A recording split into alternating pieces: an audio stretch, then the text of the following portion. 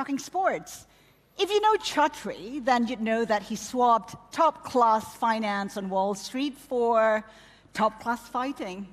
And what a journey it's been, because if you know one, then you'd know that it is the biggest sports media company in Asia.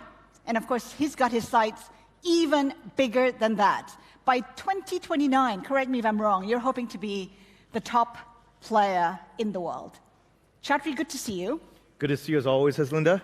We first spoke to each other about 9 years ago, and every time we talk to each other, we talk about fire in the belly, we talk about the warrior mentality, and I think that's what's brought you here today. But more importantly than that, as you expand your sports empire, what's been key to your success? I think, I know it's trite to say, but I do think that being at the right place at the right time, you know, I didn't know when I started One that smart mobile devices and social media would take over the world and truly unite the world in ways that the digital economy had never done before. That you could actually create a piece of content and globally you could get fans, you know, in a heartbeat. And that's what happened with One. But of course I had a simple thesis when I started One, and every region of the world has several multi-billion-dollar sports properties. So if you go to America, it's NFL, NBA, Major League Baseball, and the like. You go to Europe, it's F1 and Champions League and EPL. And these are all worth $50 to $100 billion. And yet Asia, with 4.2 billion people, had never had a sports property, ever, on a continental basis or global basis. So I was naive and said, hey, I'm going to start the first global property and see if I can scale it and make it equivalent to an NBA. I never thought it would be so hard, but at the same time, you know, 10 years later, here we are. I think Nielsen came out with an industry report on the biggest sports properties just a few months ago and ranked us number 5 in the world in terms of viewership engagement, 5th largest in the world. So that was very, very surprising to me. But yes, I have my eyes set on overtaking, I know it may not be the right word, but overtaking soccer one day. Well, good luck with that. That's quite a big ambition among all the big ambitions you have. You know, what's interesting, when you take a look at your strategy in particular, there's been a lot of tie-ups, right? I mean, just recently, you tied up with Amazon in a multi-year deal, and this morning you inked a deal as well. How crucial has that been in building that business? We've been very lucky in that we have some of the smartest blue-chip institutional investors that have been a part of One journey and have always played instrumental roles. So whether it's Sequoia Capital helping us, you know, go digital and go global, whether it's Temasek and GIC, the sovereign wealth funds of Singapore, helping us map out our Asia strategy, and obviously Qatar Investment Authority, QIA, has been instrumental in really introducing us to all the right partners and having a very partnership mindset. So we've been very lucky that as we've grown our footprint around the world, we've found the right partners who want to build something legendary together, you know, build the world's most valuable sports media property. And again, when we look at NFL, today NFL is the most valuable sports property in the world. It's valued at over $100 billion. I'm excluding Olympics and World Cup here. NFL is a single country sport. American football is only played and watched by Americans. 13 billion in revenue, and it's 100 billion. When we look at our property and say, look, we've scaled in 154 countries, and we're only at the very beginning, we're top 5 in the world already. Everyone enjoys martial arts content and gaming content. Those are the 2 sports properties which we have, martial arts and gaming. And everybody in the world, you know, whether it's Jackie Chan or Bruce Lee, have seen it on movies. And there's, you know, several hundred million practitioners as well. So when you put all the numbers together, there isn't any reason why we should not be able to overtake NFL in the future. And I'm not talking about imminently or tomorrow, but if you'd asked me even 5 years ago, would we be top 5 in the world, I would never have guessed that. Our growth has been explosive, nothing short of exponential. And that is Quantify that. 6 years ago, our average viewership per event was around 400,000. Last year, we averaged about 50 million per event.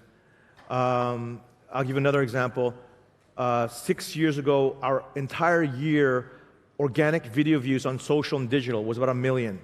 Last year, we crossed 13.8 billion organic video views. So this is just, you post a video and it just goes viral all over the world.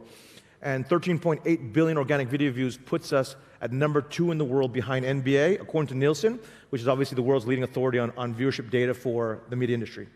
So with the latest fundraising, you're valued at $1 billion. You've always looked at being valued at $100 billion. I know that you said you don't want to give a number. How soon? Give a ballpark figure.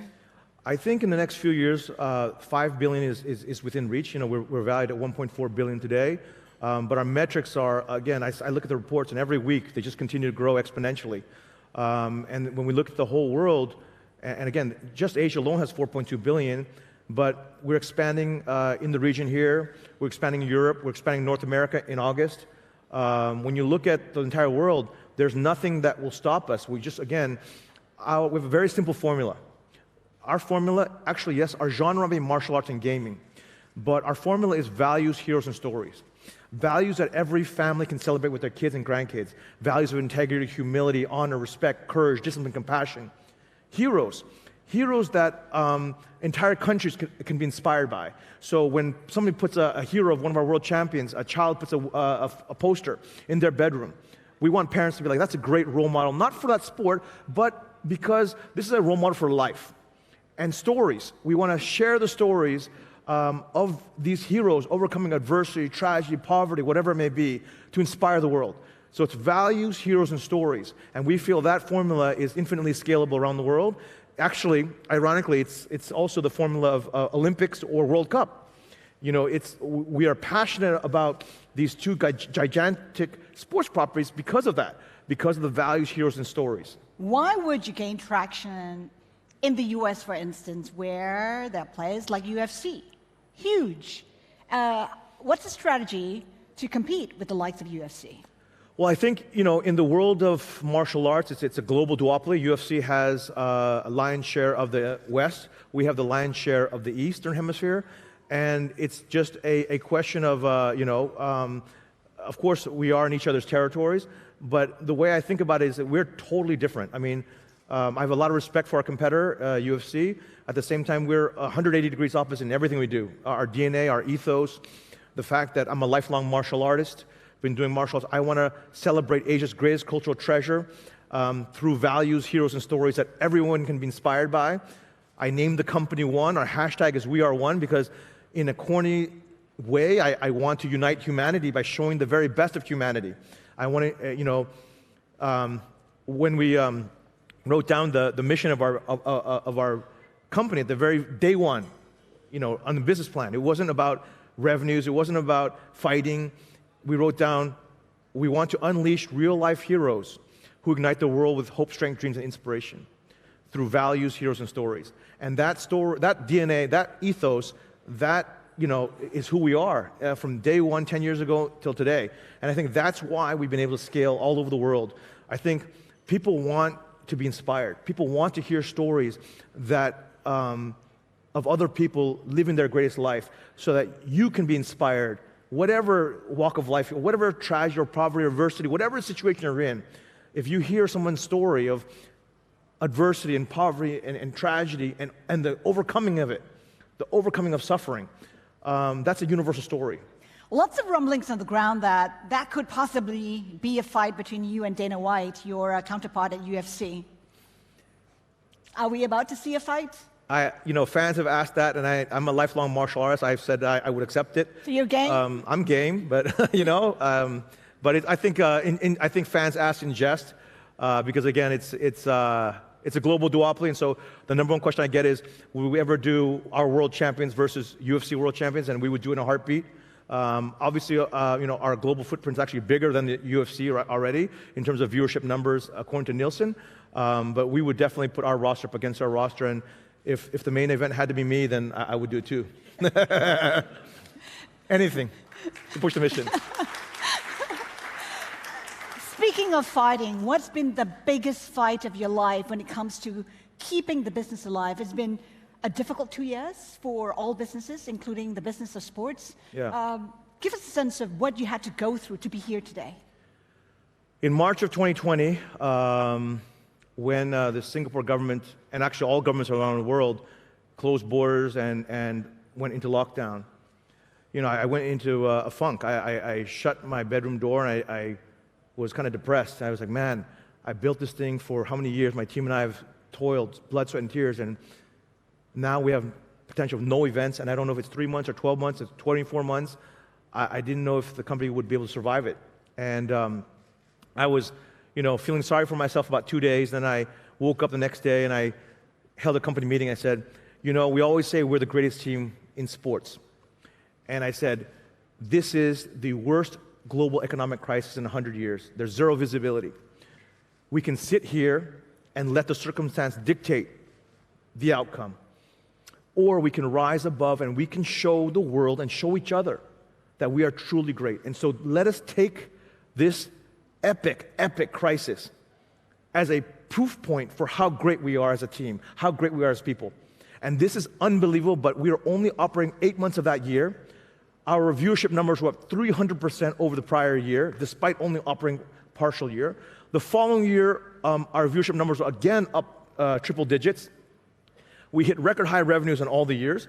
And so for me, it's in Chinese, the character for crisis is the same as opportunity. And I think that is what it is. It's how you see a crisis. And I told my team, we're going to do it through resilience, and we're going to do it through creativity. There's going to be resilience in terms of we're going to get rejected and a million problems and failures that we've never seen before, but you got to get ready for the fight. And I said, creative. You have to be very creative. We're going to have new problems. You have to figure out new solutions. And I owe it all to my team. I'm blessed to serve the greatest team on the planet in one, and that's how we hit all record high metrics in the pandemic. And I don't think we would have been able to do so again without that kind of resilience and creativity. So what's been the key takeaway for you and your team as you navigate the next 10 years to a $100 billion valuation? I think as Charles Darwin said it best, it's not the strongest or the smartest that survive. It's the species that adapts to change the most efficiently. So the world is changing as we see it. Millennials and Gen Z, when they wake up in the morning, they don't watch TV. They look up and they pick up their phone and they look at TikTok or Instagram or Facebook. At night before they go to bed, they do the same thing. If a brand doesn't know how to dominate social media and digital media, you'll be left behind. And a lot of incumbent sports properties are in this situation. What do I mean by that? You can't see the golf ball, the tennis ball, the ping pong ball, the basketball, or any kind of ball on your mobile phone. It's very difficult to follow sport. You happen to be lucky. We're very lucky. You can see a flying kick and you can see gaming. So it's perfect for the mobile device, but you have to have a digital-first mobile mindset. But I know there's going to be something next around the corner, like metaverse. So our company, we're ready. My team is ready for the metaverse already as a sports property. So there's always frontiers, and I would say, learn, grow, and adapt as quickly as possible, as efficiently as possible, and that's always been the ethos of One anyways. So what would be, as you look into the crystal ball, what would be the biggest trends in sports? We've been talking a lot about esports, for instance. Where would that be going? Well, just in Asia alone, there's 1.7 billion gamers. Gaming, if you look at the millennial and Gen Z audience today, the population rather, it is the biggest hobby. There's no question. Mobile games, PC-based games. But then at the same time, you look at martial arts and you look at the content stack globally. We have now 3 content stacks with this: martial arts, gaming, and general entertainment. And I think we're in the right place to continue igniting the millennial and Gen Z audience, which comprises 80% of our fan base is millennial and Gen Z. Probably the youngest sports property with regard to that. With a minute to go, we have to touch on The Apprentice. We know that season 2 is coming. How does The Apprentice fit into One strategy? Well, our Apprentice, is a different version, it's a completely revamped. We co-own it with MGM. And what we do is we invite 16 candidates from the business world, and we put them through a series of challenges. Of course, the business tests, but we also have physical challenges. So like in season 1, we had candidates jump off a 110-foot bridge and have to climb back up, and they were submerged upside down in a helicopter underwater. We did a lot of crazy things to test their warrior spirit, to test, just like our world champions in martial arts or gaming, you have to have resilience and grit. You have to have that world championship mindset. And that's what we bring. But why The Apprentice? Is that a way of winning another market? Yes. Winning? Well, it's all synced up in the sense that And that's why we're partnering with Media City here today, the Qatar government, on all 3 content stacks. What we're launching with The Apprentice is because it introduces a whole new fan base to our brand. But again, it's all about inspiring the world through our values, heroes, and stories. If you pick apart The Apprentice on Netflix today, you can all go to it. You'll see it's about values, heroes, and stories. And that's how we ignite the world. And that's it. Just like that, we're out of time. And by the way, Chatri got hit while training yesterday. He's just had stitches done on his lips. Talk about belly in the fire. He's here today to share his story. Thank you very much, Chatri. Yes. Thank you. Thank you.